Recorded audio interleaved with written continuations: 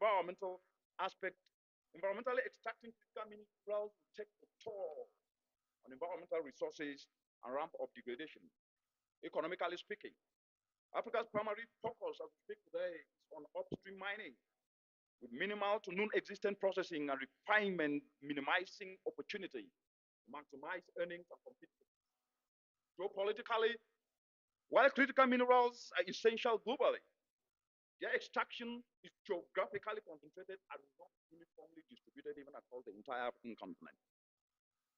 In Africa, as we're speaking today, just about 5 to 10 countries have notable reserves and face significant competition from other producers outside of the continent. In addition, the pace of disruptive innovation and technology, especially meat and end-stage production, is rapidly changing. On partnerships, progressive collaboration that underpin the needs to target will tap into limited numbers of partners that can be able not only to bring experience and expertise, but actually help the continent to start adding value and leveraging on AFTAC, the Africa Continental Free Trade, to be an opportunity. Distinguished colleagues, ladies and gentlemen, putting all these together, the race towards net zero emissions implies a race to clean energy transition, which translates to increasing demand for critical minerals and an opportunity to accelerate Africa's transformational development with the environment being intact. But as we do so, and as we're going to hear from our eminent panelists, we must always remember that even the best cooking pot cannot produce food. It is now an honor for me to deep dive into this discussion. The panelists who are already seated, and I would like to start off with Caroline Aguti, to be able to just in 2 minutes, please, give perspective, taking into consideration that you come from the Ministry of Environment, of Energy and Minerals, and Uganda is among countries with deposits of critical minerals. And the government is on course, like many other governments across the continent, to set up national mining companies. That's what most governments are doing at the moment. But what I would like in your first 2 minutes is just to put in perspective, how do you think that in putting in place these aspects, environmental standards, an opportunity to mitigate negative impacts of local communities, biodiversity and ecosystems can actually be handled? 2 minutes, please. Thank you. Uganda as a country, like you have clearly indicated, has a vast deposit of minerals that we are promoting, and we are really focusing on sustainable extraction of the minerals. Uganda is a signatory to ETI, and we have produced our second report, and we are making sure that all that we do is sustainable. So we are really making sure that the aspects of biodiversity conservation are taken into consideration.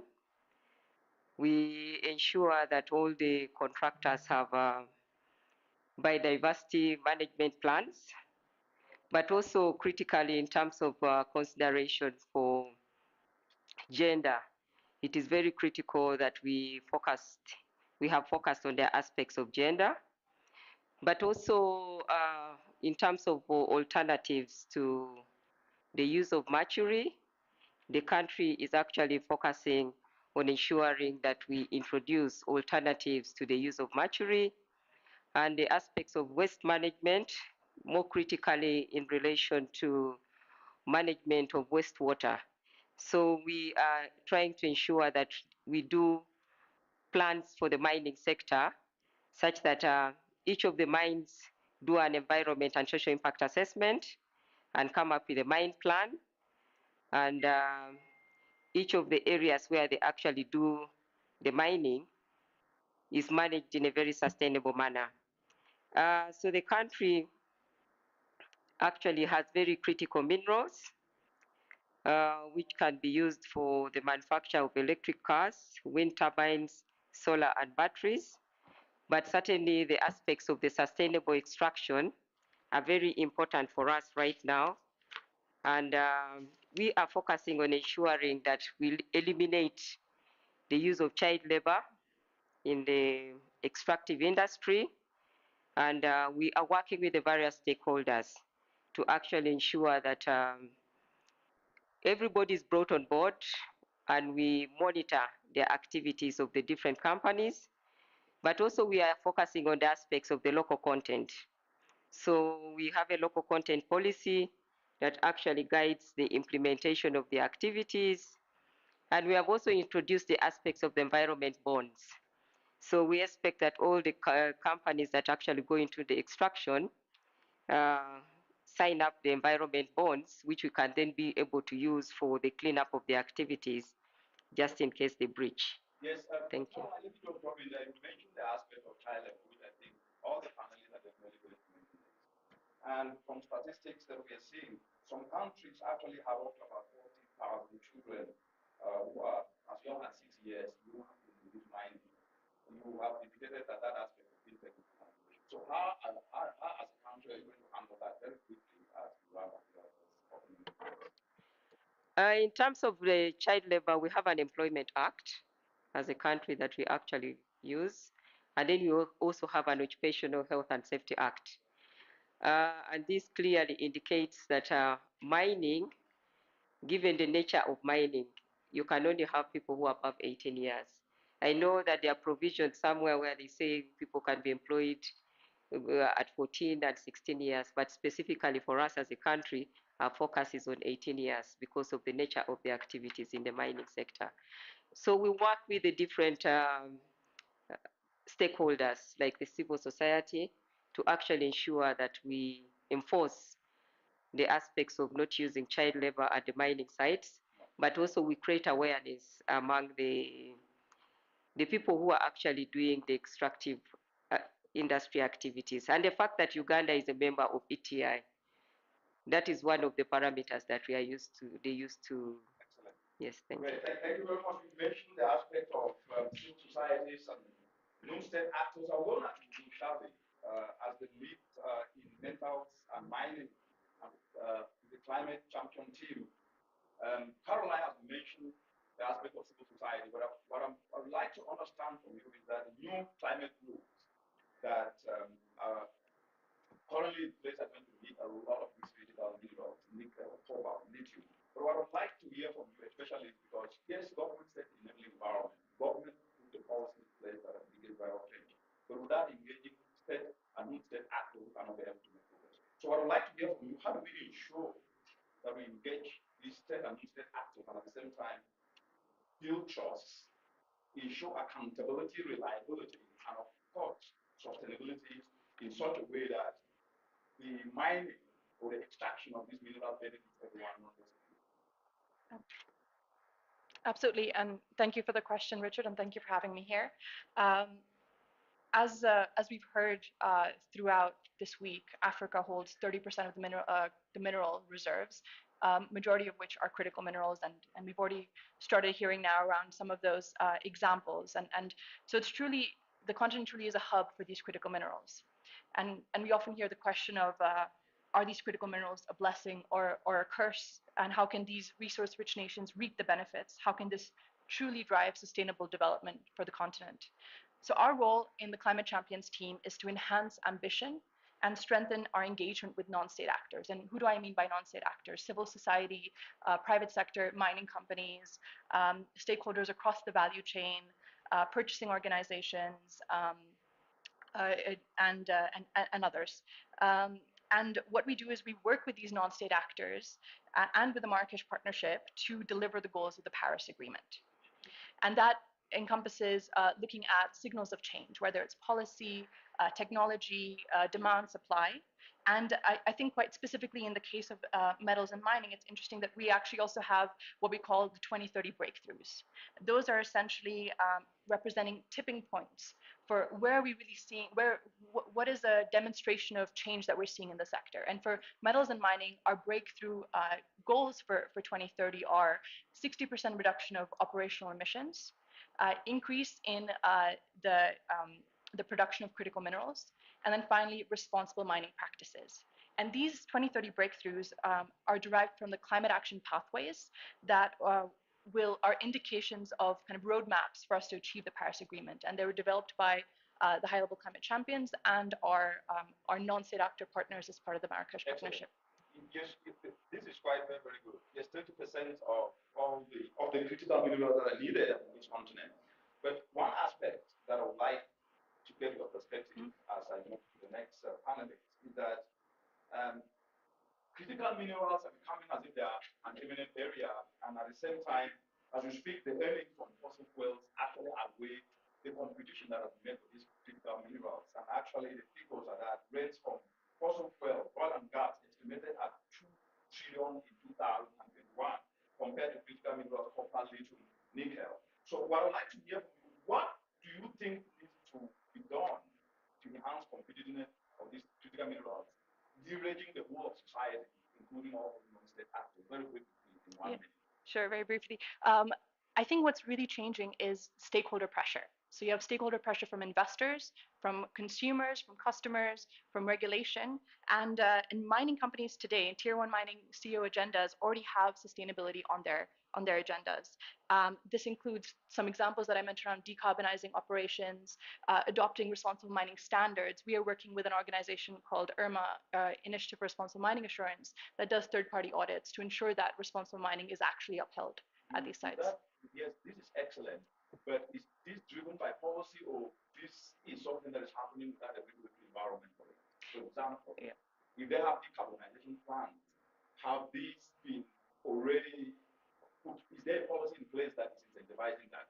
Because without policy, there will be no checks and balances to an extent, and there might be no disclosure that is realistic. It's a fine balance, right? It's driven by the market, but it's also driven by policy, and in different countries it varies. Yeah, that's quite very, very interesting. I think I will get to this array. Africa is a young continent, without any debate about that. Over 70% of the continent is below the age of 30. And this is where you are a youth advocate from Zimbabwe. And Zimbabwe is notable for its lithium reserves in the continent today. Actually, the highest, I think, is the sixth in the entire world. And given the fact that youth, this is a young continent, that means that Africa as a continent is a youthful continent. And if it is a youthful continent, what is the place and space of youth in this debate? Okay, thank you so much for the opportunity of giving young people to speak. Well, in relation to your question, I believe the space of the youth is very vast because there are many constraints that are considered when it comes to the issue of critical minerals and metals. And that is why, as young people, we keep emphasizing the fact of strategically investing in education and skills. Even that includes skills development and health infrastructure, for young people. And it's actually a very crucial factor because in Africa, we are, as most of the countries are at the third stage of the demographic transition model. That means we're not yet that economically developed. So at the end of the day, transitioning to green energy will be needing a lot of factors to be put into consideration. And the first factor is make sure that we utilize the minerals that we have in our own countries for our own development. There was a doctor who was speaking today, and he was saying that minerals in Africa must be developed to use Africa, must be used to develop Africa, not like we take the critical minerals and use them to develop somewhere else. So we believe that with the transition to renewable energy, it can be able to create up to 42 million jobs by 2050. But the problem is that careers for young people, are limited, especially when it comes to, green transition to renewable energy, because these companies that are investing in fossil fuels, they are coming in with a lot of attractive incentives, and it also includes education costs. So at the end of the day, they are not investing these fossil fuels in their countries; they're bringing it here in Africa. At the end of the day, we as young people were suffering, from the consequences of fossil fuel investment. That is why, in conclusion, with that, we're saying we must have representation in all seats like these ones, so that when these policies and when these deals are negotiated, we also have a say in them, because there's a lot of untapped energy amongst young people, in the issue of renewable energy. The policymaker is listening to you at the moment, representing the voices of the youth across the continent as you speak here today. What message will you give them? You highlighted the aspect of skills schooling, which is very important. Do you think that this is prioritized in a space of ensuring that young people have the space and place in this debate at the moment? I don't think. Yeah, sure. I don't. We are being included in these spaces, but we have not reached the level in which we can actually actively participate in, influencing policies that bring meaningful participation. Because as I have said, the attractive incentives that are being given to young people are lowering them into doing things that they're going to regret later. So that is why we're saying if we reach that stage where we prioritize meaningful, engagement and support for young people, especially those who are, disproportionate. But at the end of the day, not leading to child labor, which was being talked about. I think that would be a very good thing to consider. I think that's a very good point that you ended with. I'll go to you now, Fatima, as the policy manager of Extractive Industries Transparency Initiative. You've heard from Caroline, you've heard from Xavi, you've heard from Desiree, and the point is we are not where we're supposed to be. But the debate is advancing faster than the action seems to be from what he's saying. Is that we are not where we are supposed to be. So your organization mission, as you speak today, centers on enhancing transparency. Transparency along the mineral supply chain. So my question to you is, there is lack of transparency. The child labor aspect, how do we track it? The management of these resources to ensure that at least they're equitably distributed to avoid conflict. What, in 2 minutes, do you think needs to be done, or it's been done and needs to be scaled up? Good morning, ladies and gentlemen, and thank you very much, Richard, for having me on this panel. My name is Fatma Nyambura. I'm a policy manager at the Extractives Industry Transparency Initiative, which is a global standard for oil, gas, and mining. As has been mentioned, there are several challenges affecting, mining, and especially looking at the African continent. And I'm very honored to be on this panel with one of my implementing countries, being Uganda. So what the EITI, how we support countries, is looking at thematic areas within the space. So for example, if I may pick beneficial ownership, as has been mentioned, mining has been happening for many years in Africa. However, these benefits are not trickling down to communities, to the state. We see a lot of IFFs, leakages in transfer pricing. And therefore, for a country, if they are able to pass beneficial ownership legislation, for example, and establish registers, they are able to determine who are the true owners of companies, therefore helping to curb corruption and ensure effective taxation. Additionally, other thematic areas such as contract transparency also assist in enhancing, I would say. Let me just jump in there before you go to the contract aspect. You talked about illicit financial flows. That is draining the continent, and Africa loses, it loses up to 89 billion through illicit financial flows and tax evasion. So, how is your organization actually handling it? Because it's a huge issue in the continent, draining resources that could have been put into government and driving sustainability. Thanks for that question. So when it comes to IFFs, the EITI requires disclosure of revenues paid to government by companies, what government is remitting to subnational governments, as well as what is remitted to communities, and also disclosure of production and export values. So how we work is with CSOs to interrogate this data. Is it matching up to what is being published by the companies? Because a lot of these majors are listed in the global north and therefore have to publish this information. And you have on the other side the government and the revenue authority. So what we at the EITI support is reconciliation of these figures in order to, I would say, see if there are any discrepancies, and if they are, what is causing them. Wonderful, that is really excellent. And on the contracting part, it's been argued that sometimes these contracts are signed without being read. How are you handling that? So I'll be candid with you. Contract transparency is an area that we are having to really push, because companies on the one hand do state that they're commercially sensitive provisions, and you see that governments are also hesitant to push the companies because they feel this might make them uncompetitive. So some of the strategies we are employing in supporting contract transparency is having governments first release the critical parts. So starting with who are the key parties to the agreement, because here you'll notice we have what we call state-owned enterprises who play a crucial role in this transaction, but most of the time are not privy to public scrutiny. We're also understanding where these revenues being paid to. One of the major leakages is that you'll notice revenues that are due to the state are not being paid directly into treasury, but end up being paid into accounts that are offshore or in people's names. Additionally, is also understanding what is the area, what is the license area, because in a lot of jurisdictions, license portals are not open. One must go to a mining ministry, write letters. So these are some of the, I would say, key points we are starting to encourage governments to release. Excellent. Thank you very much, Fatma, for that perspective, which is quite very, very important. And you've touched an aspect that is quite very, very fundamental. Leakages, leakages, leakages. I'll get to Garrett from the African Development Bank, the bank of the continent. It's investing in driving clean energy. And we know that Africa's clean energy transition is estimated at about 17 to 25 billion each and every year. But in the past 7 years or so, the African Development Bank, from the statistic we have invested over 44 billion in Africa's infrastructure in general.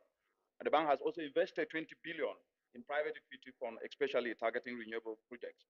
You've heard from Fatma, she's talking about leakages, which means that this investment, the leakages could have added to this. But what I'd like to hear from you, how do you think these resources could be effectively used to help building on what we've already heard, to cover the financing for critical minerals, especially to ensure that value is added and investments remain in the continent? Your perspective, please, in 2 minutes. Thank you very much. Let me just start with a couple of comments on some things I've already heard. We also experience, for example, in financing renewable energy projects, that donors are scrutinizing the source of solar panels and enforced labor, particularly coming from China. And this is it speaks to this supply chain transparency and some of the points that Fatima mentioned. So this is really happening. We are seeing that investors are very aware of these issues, and it's encompassed within the environmental and social safeguards, which need to address topics such as gender and youth and child labour. The other point I want to highlight is that I think it's not all doom and gloom. And here, I should be clear, I'm really referring to the majors that Fatima mentioned, the global companies listed in the global north, and not the artisanal scale activities. But when we look at the direction that investment is going, actually the Paris Agreement is starting to bite. The Paris Agreement has this clause 2.1c that says that all financial flows need to be aligned with the goals of the Paris Agreement. And that means that all money invested in due course is going to have to be invested in activities that lead to low carbon and climate resilient development. And I mean, that's not just for the MDBs or for banks, it's for pension funds, it's for major corporates, it's for all companies that are reporting on stock exchanges, and shareholders are becoming increasingly aware of this. So the impact of that, or the outcome of that, is that it is going to get increasingly harder to raise money for fossil fuel intensive investments. And investors are going to be seeking opportunities to invest in projects that advertise themselves as Paris aligned. And that means low carbon, climate resilient. So a mining company that wants to raise money to invest in producing critical minerals that aims to do so using fossil fuels is going to find it hard. Whereas a mining company that says, we want to do this through investing in renewable energy and zero carbon, green mining technologies, they should find that it becomes increasingly easier to access those funds. And I think that's a really important point. You know, you see the momentum at these talks this week. Frankly, it's overwhelming that the rate at which things are moving is really impressive. And I know we're not going to meet our 1.5 degree target, but things are moving. And I think that the mining sector and critical minerals is an area where we might well see real impacts on that. And donors, stakeholders, shareholders, and youth, through their ability to raise their voice and to protest and so on, we all have a role to play in ensuring that this transaction takes place. Let me pause there, but I hope you'll come back to ask me more about financing these activities. I'll get back to that, but there is one aspect I want to ask you about before I get to the audience to get their perspective and feedback, which is, you've mentioned a very important aspect, and I think the aspect of actually ensuring that financial flows must be disclosed as per Article 2C. But what I want to ask you is the same thing I asked Xavier, which is that the fossil fuel industry is not sitting back because we are talking about critical minerals and just transition and decarbonization. They're fighting back. So how do we ensure competitiveness with critical minerals to be able to outrun, if I might use put it that way, this powerful fossil fuel industry? So I think the key to this really is the long-term strategies, which is the documents required under the Paris Agreement that lay out how economies are going to become carbon neutral by 2050, 2075, whenever. And developing countries have more flexibility. There is scope for them to peak later and then decline to get to net zero, whereas you see that countries in the global north are setting targets for 2045, 2050, and so on. So these long-term strategies are critically important. Sadly, we only have, I think, 3 or 4 published in Africa. There is some good news that the MDBs are working together, and I think we now find a solution to create a long-term strategy facility, which will provide resources to help countries prepare their long-term strategies. But these are critical documents because they need to lay out the pathway to get to net zero. And the mining sector is definitely a sector that needs to be addressed in the long-term strategy. And governments need to say, look, Mr. Mining Sector, you have to play your role in transitioning to net zero, and we're going to issue permits for the next 5-10 years that will allow you to do so using fossil fuels. But as we move forward, we expect to see you transitioning to net zero, to renewable energy, and that has to happen. And so it has to come from the top level. But the presidents are here; they're making these commitments, and the donors are listening. And the donors are listening. Political will drives transformational development, and in this case, it is vital. We've heard from the panelists, exciting, different perspectives. We would like to get from you questions in the next 5 minutes, then get back, and then I will ask the panelists the last remaining questions, and then we'll run up. Yes, please, put your hand up. Yes, I can see. Yes, 3 hands. Is there someone to help? I think there is a microphone in the middle. Can someone help us unlock it if it is unlockable? Or unless it's like a critical mineral.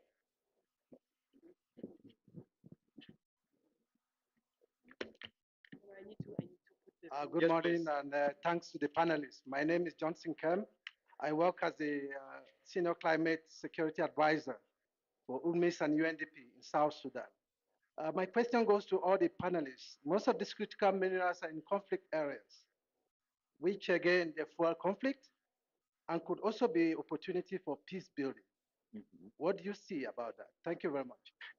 Thank you for that precise question, Johnson. Very timely indeed. And I would like to get a perspective of the panelists. We'll take 4 questions, and then we come back and then get back again. Yes, please, go ahead, your name, and straight to the question. Oh, okay. My name is Chris Benzana. I'm Principal Energy Advisor at the African Union Development Agency, based in Johannesburg. I have 3 questions, which I want to pose all at once so that I don't come back. One is on the youth, or the, what you called it, the child employment, which is happening in critical minerals. I see one challenge there. If we allow our children to work in the agricultural sector at home, and now comes another activity which is in the village, which is paying more money than agriculture, how can we really emphasize what you said? You have a law in Uganda which can prevent children to be used on the critical minerals. Second. The second one is on the transparency. No, yeah, the transparency initiative. If we have sales of uranium from Niger to France costing less than $20 per kg, and when Canada is getting uranium from East Europe, it pays almost $1,000 or $500 per kg. How do we compare that from Africa, minerals are very cheap. The same thing with lithium. Lithium from Zimbabwe costs about $300 to $400 Great. a Three, ton. the third, please. Okay, the third one is on the safeguard of the Paris Agreement. How does it, how do we account for our raw materials being taken to China by fossil fuel transport? And then when it comes back in battery form, we call it clean energy. What can you do in that form where you prevent extraction? How can you do it in such a manner that we have local production or local value addition? Thank you. Thank you very much, Chris, for those three questions. I think we'll just take one question and then, yes, please, your name and Yes, I'm your already question. here. Yes, I think you have to walk behind. The microphone is in a critical position. You Okay. want to ask the question? Please just ask the question. Yes, you are audible enough. Yeah. Yeah, please, just go ahead. Just go ahead. Time is critical.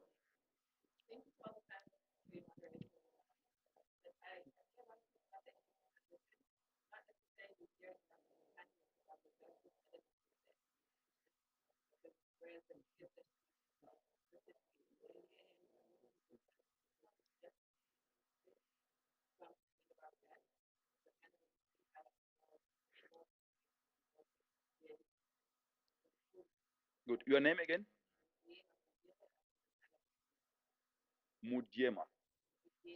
Mudiehi. That's short form. Okay.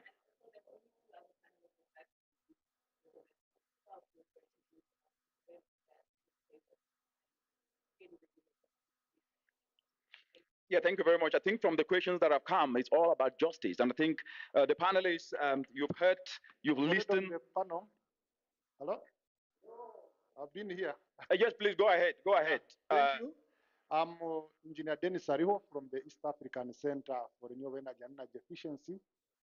My question, first of all, is it adds on what I've talked about, political stability, and then want to see case studies on what's happening in the countries. Where there are many minerals, there is a lot of political instability. So there should be political will.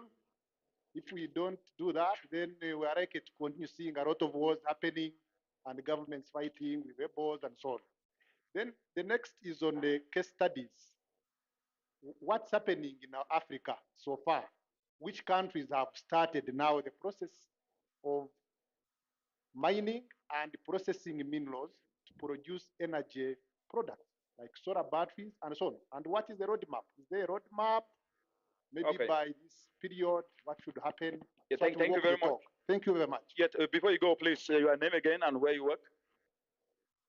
Engineer Dennis Sariho from the East African Center for Renewable Energy and Energy Efficiency. Excellent. Renewable energy and energy efficiency. Are you handling the critical minerals aspect? And what are you doing in 1 minute? Yes. Basically, IACURI looks at regional policy harmonization. It looks at research, development, and innovation, looking at the regional perspective. Any case studies? Sure that there is research, development, and innovation, support to local manufacturing, and investments in renewable energy and energy efficiency. Any case studies? This requires, and it is work in progress. Excellent. Thank you very much. Thank you. Thank you very much. Thank you for taking the time to do that, colleagues. I'll get back to the panelists, and please, in no particular order, you should be able with the questions that you're comfortable. But let me just say this. Justice is not just about how everybody benefits, it's also about how everybody engage in the process. And I think the questions that have been asked have gotten to the core. And without much ado, I would like to still go in a particular order in which I started. And I think, let me start with you, Shave, the way you are seated, and then go to Caroline, then go to Garrett, then go to Fatma, and Desiree. What's your take with any of these questions?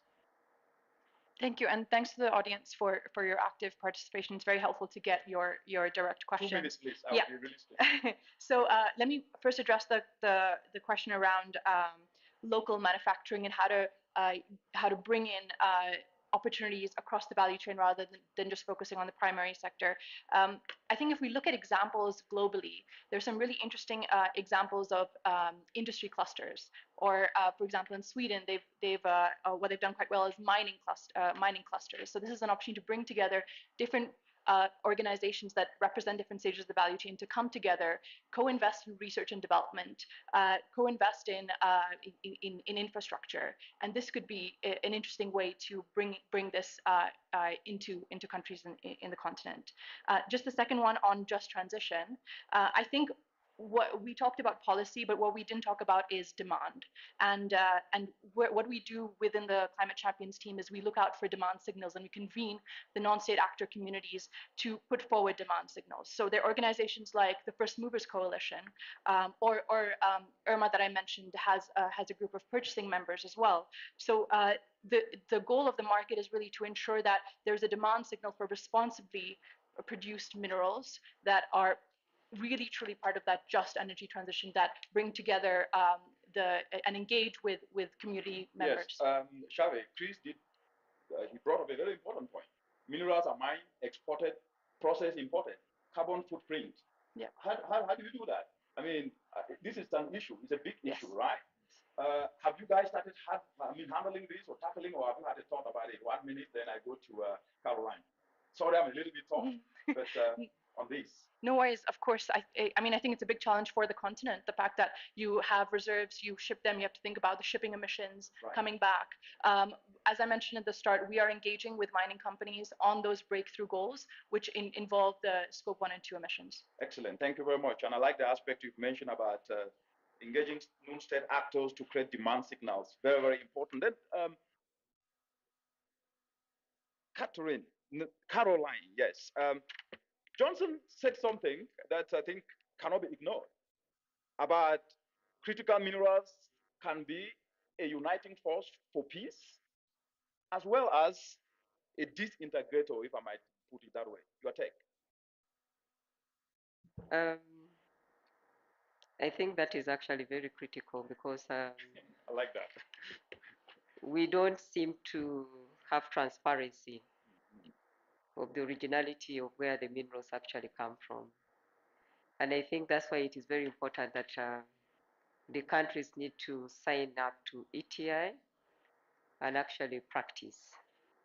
Because with that, then there will be the aspects of the full abbreviation. I want it to come from you. ETI. A lot of people may be in here. Extractive Industry Transparency Initiative. Right. Yes. So it's very critical that yes, countries sign up to this and practice what the provisions in the Extractive Industry Transparency Initiative, because then the aspects of disclosure in terms of the originality of where the minerals come from will be there. Right. And we shall definitely avoid the aspects of the conflicts that are actually related to the aspects of the minerals, and where people seem to indicate that minerals don't originate from a particular country, but they seem to be reported there. Right. I think there was a question from Chris that was directed to you about child labor, and I think it was child employment in areas where there's mining.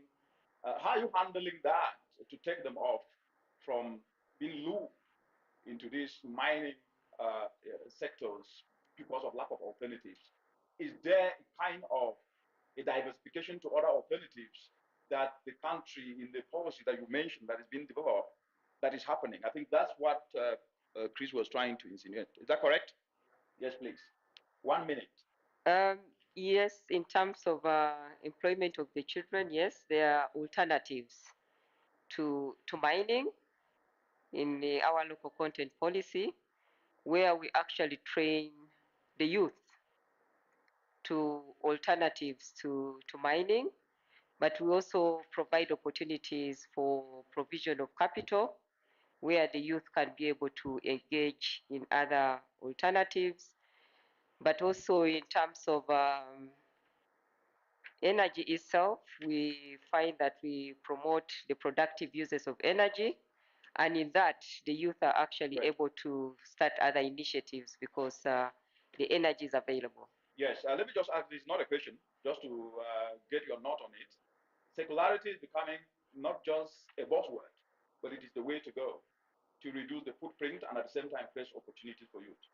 Is your ministry engaging with the Ministry of Environment in factoring in this aspect of circularity to ensure that at least recycling in mining to reduce demand for exploring fresh minerals? Is that something you guys are doing? It's just a yes or no. We have the government of Uganda. We have the mining and mineral policy, and the law now that critically takes into considerations the aspects of ensuring that we do green mining. Perfect. And you have a decarbonization policy and strategy, and you also have a climate change strategy and action plan that specifically looks at how we are going to reduce our carbon emissions from the mining sector. Excellent. Gareth, transparency, transparency, transparency. I'm not the one who brought it up. The panelists brought it up, and I think Xavier brought this up, and even Desiree, Fatima brought this up. But you heard Chris. I know that, yes, of course, there is a question that I have on the finance side, but we cannot ignore this one because it's about trade, it's about markets, it's about currency, it's about foreign reserves. So what you are taking, what he asked about not having a level playing field in getting the costing and the price of these minerals, what is going to guarantee that Africa will have a fair price? What's your take? I mean, your perspective. I'm just putting you on the spot on this. If you have some perspective to share, then please, all the other panelists, you can be able to do so just in 2 minutes. Yes, thank you very much. So I agree. I think transparency really is one of the key words that comes out from this. And I want to link that to Johnson's question about the impact in critical areas and in conflict areas, because climate change is something that's driving conflict in many areas, not just in the mining sector. Right. And the key to resolving that is transparency and linked to the climate justice point that the lady from Cannes, South Africa, raised.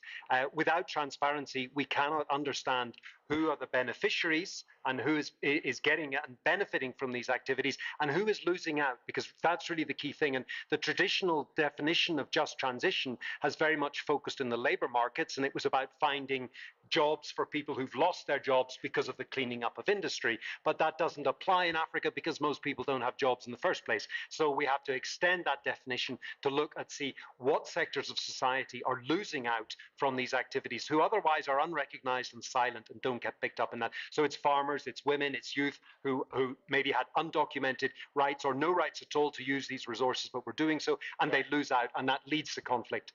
So transparency, I think, is really key. And I want to come to Crispin's third point on the this issue about the transition of raw materials being shipped around. I can't answer it exactly, but I want to highlight the role of the EU emissions trading scheme carbon border adjustment mechanism, the CBAM. This is a really interesting development.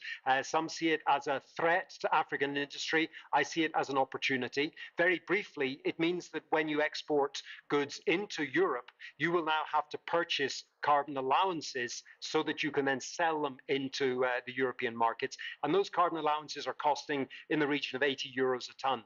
That means if you can produce goods using zero carbon technologies, you don't have to buy any allowances, and you have a huge competitive advantage in the European market. And that can be a very strong source of finance to pay for sustainable green mineral investments on the continent. And I think, I mean, we mentioned China. China doesn't yet have anything equivalent to CBAM, but that is the direction that things are going. And we will see that,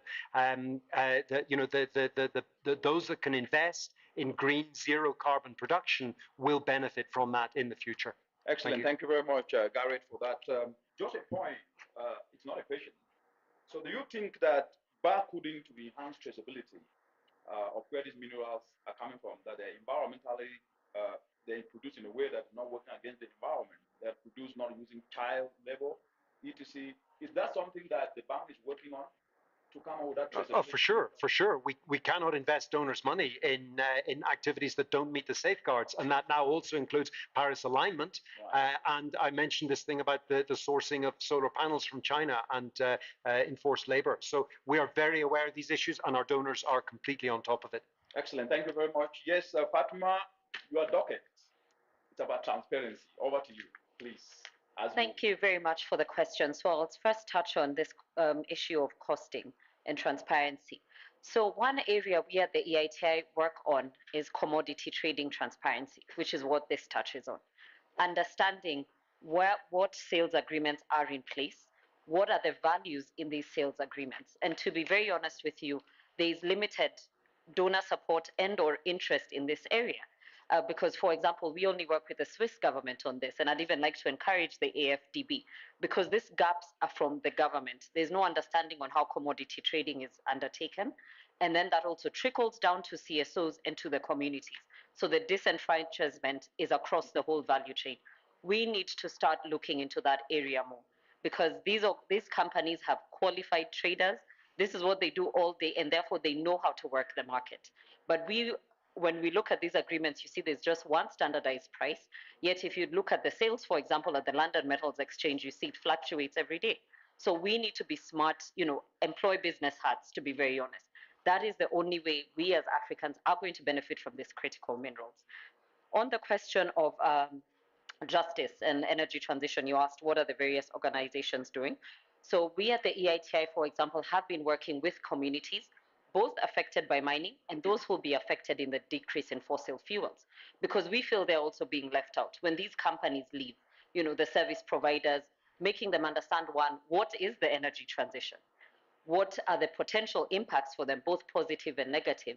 And also, where can they find information about this? Because let me jump in there, an important point, and I think it responds to our question on justice here. So over 80% of the entire continent is in the informal sector, so to speak, and they create over 80% of the jobs. This language we're using here today, the mother in the village might not be able to understand. So my question to you is, what do you think can be done to make sure that this discussion that we're having here is relevant to the common Wananchi, as they say it in Kenya, or to the Mamamboga in the village, to be able to see direct benefits from this? Just your perspective, if you have an idea on that. Thank you. That's an excellent question. So I'd encourage you to go to our website. If you were to Google search EITI Ford Foundation Project. So in Ghana, we've been working with communities that will be affected by the gas pipeline. And what has happened there is the information has been translated into Twi. So as you're saying, so that the common Wananchi can understand what exactly is being put out. And they've also been infomercials on radio, posters have been made. So taking very practical steps to ensure dissemination goes right to the ground. Excellent, amazing, thank you. Yes, Desiree or Desire, I don't know in French it's Desiree, Okay, yeah, but I hope you take it. You've heard, you've listened. This is a young continent. What's your take with all these questions that have come and the answers you've heard? Again, I'll go back to the question I asked you before. The question on peace, critical minerals, leverage as a tool for peace. Okay. As a tool to bring everyone together. Great. How can this happen with a youthful population so energetic, passionate, but at the same time impatient? Thank you. So I'll answer your question relating to the question that was asked by the gentleman at the back on the case studies on the critical minerals.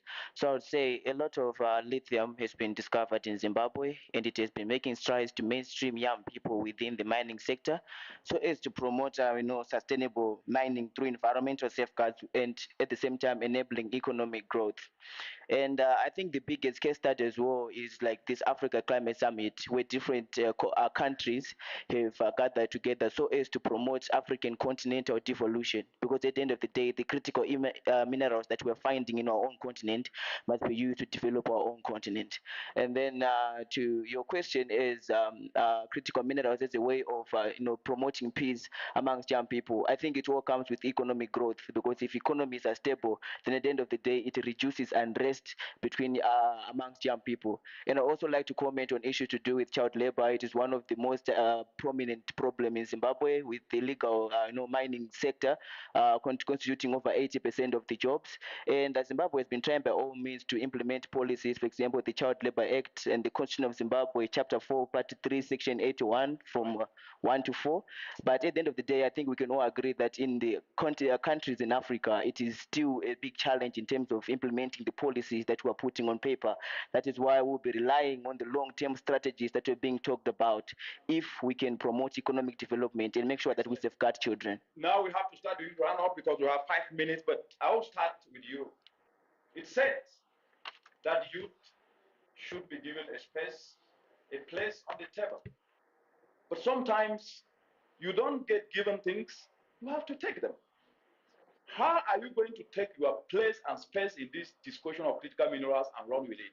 And what do you think should be done by each of the organizations that have spoken on the table today? Your question directly to them and what you want them to do, and to policymakers in 2 minutes.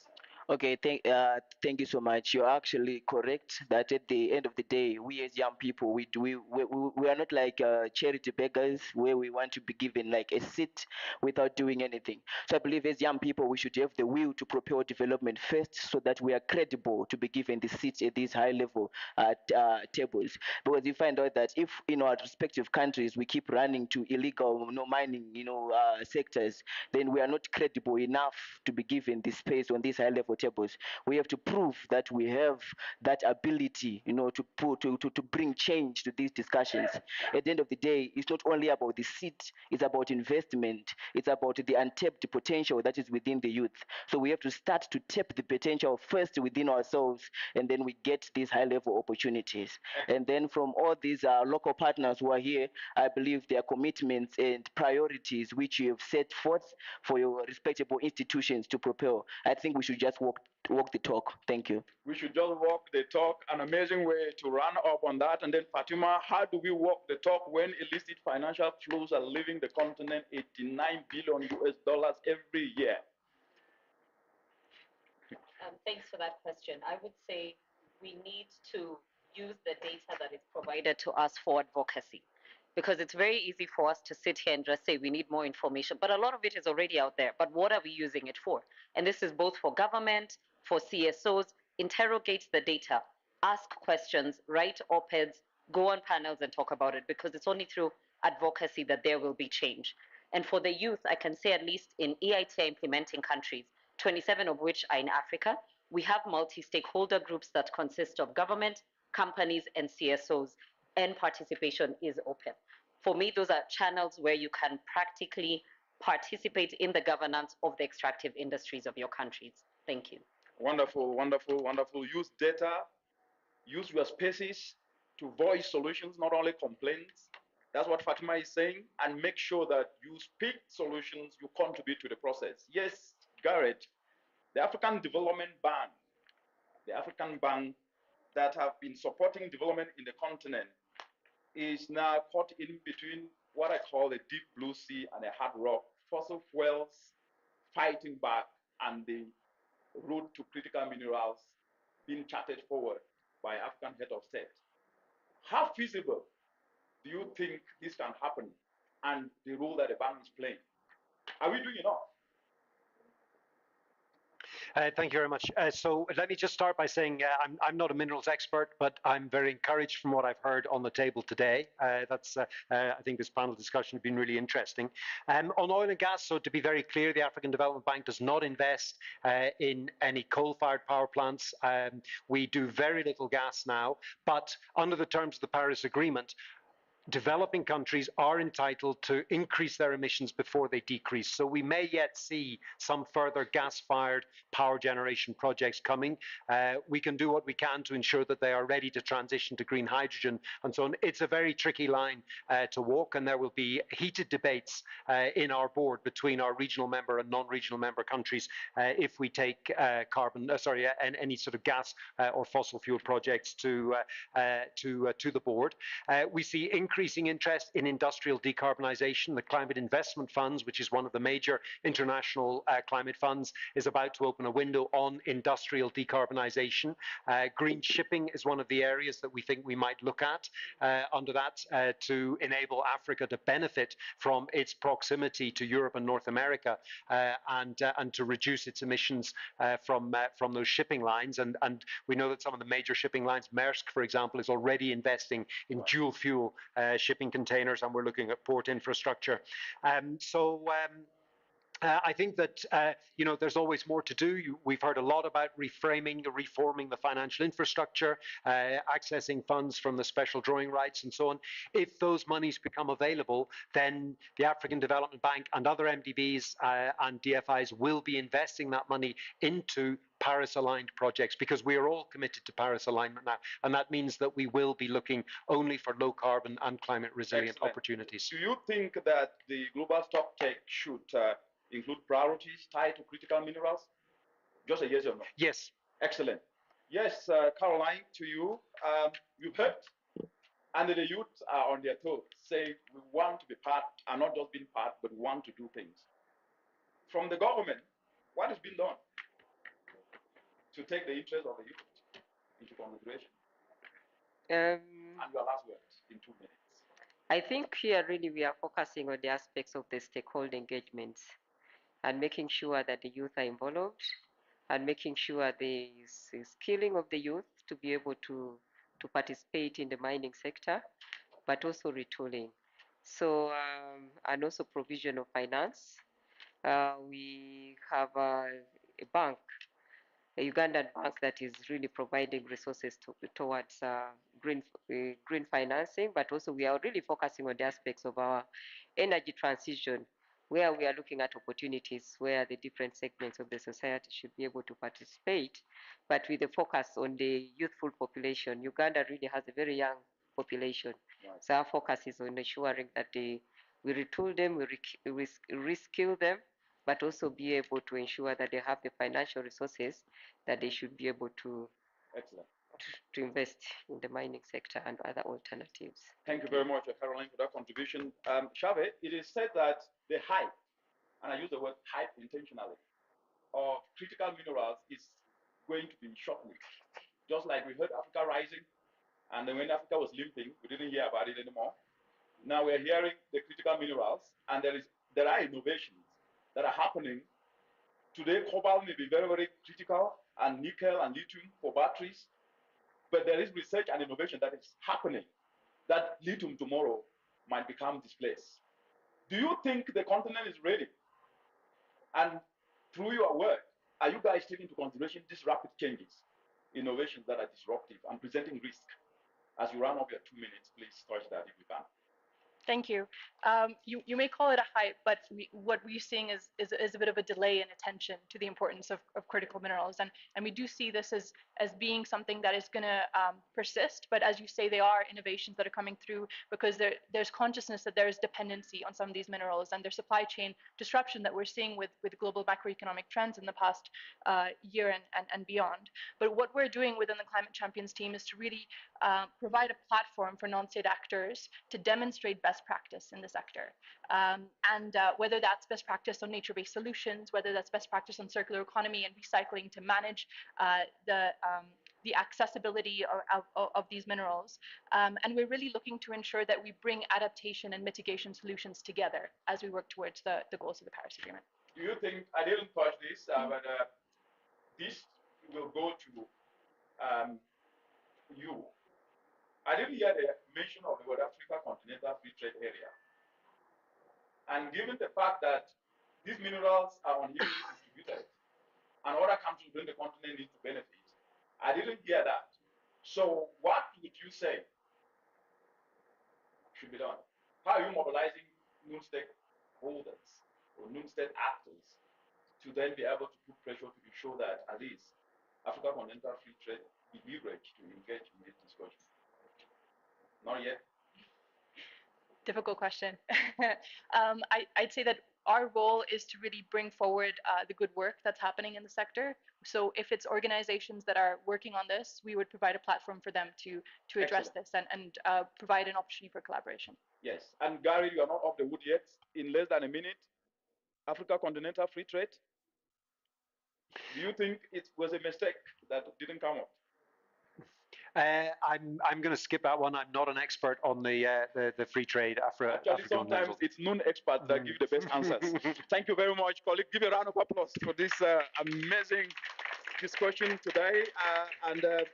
The topic, critical mineral for a just transition, you heard very clear what can be done what needs to be done. And what was coming out very clear is that everybody needs to be part and parcel of this discussion, because the fact that Africa have 30% of these critical minerals doesn't necessarily mean that Africa, if it waits and folds her arms, she's going to benefit from it. But transparency, ensuring that traceability become the highlight was actually an element that came out very, very clearly. And also the aspect of ensuring where how people can actually be traced in terms of how to engage young people and make sure that at least they are not being lured into mining and misused, but alternatives provided to them. And trainings, vocational trainings, as we heard from the youth, very, very important, ensuring that institutions in the continent actually specialize in manpower development beyond mining, and especially technical skills in value addition. We heard about new policies that have been developed. Uganda came out with that very clearly, the engagement of non-state actors, and most importantly, we heard about the intentionality to be able to ensure that at least we use minerals for good, and to do that, we all need to see the benefits beyond the immediate gains that have been seen at the moment. That was it, and we've come to the close of our session. Thank you very much.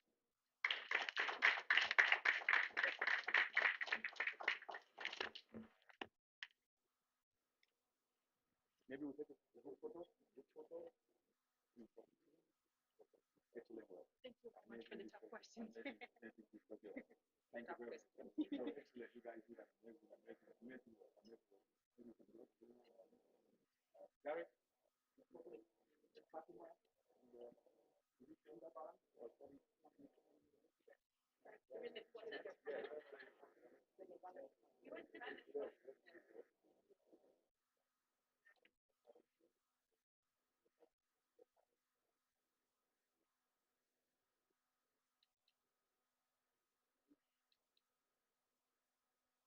I thought you thought.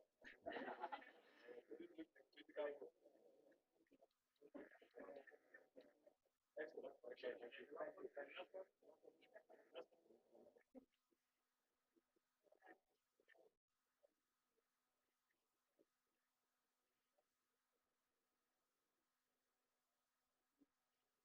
That was the last one. Okay. Thank you. Thank you very much. Yes, we have to. So we did an amazing job.